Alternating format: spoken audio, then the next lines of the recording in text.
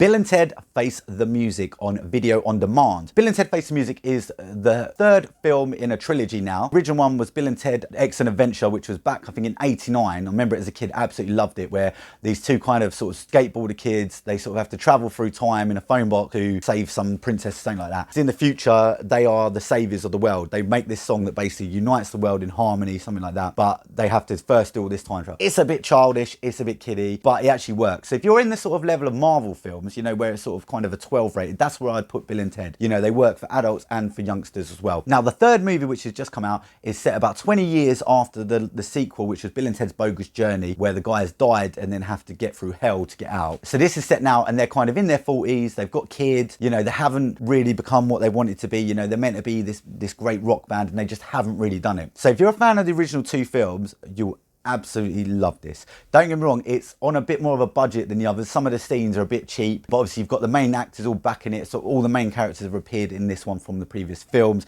including Keanu Reeves. Obviously he was a massive star, which he wasn't as much when the first Bill and Ted's came out. So overall, it's a really nice, heartfelt film. So if you've seen the other two and you weren't aware they brought out a third one, it's coming out now. It's a cinema release as well, I think, in tandem, but it will be on video demand, I think, next week. So check that one out. It's really good, a really enjoyable film. Don't get me wrong, it's not, you know, mind-blowing. I thought it was going to be better than it was, to be honest, but I'd still give it sort of a 7 out of 10 as a movie, but 8 out of 10 if you're a fan of Bill and Ted, and it's really worth watching to kind of finish story. And this one obviously brings in sort of some new characters as well, such as their daughters, things like that. So yeah, check that one out, guys. It's really good. If you enjoyed Bill and Ted, make sure you check it out. You might not be aware it's even coming out, so I just wanted to give it a quick mention.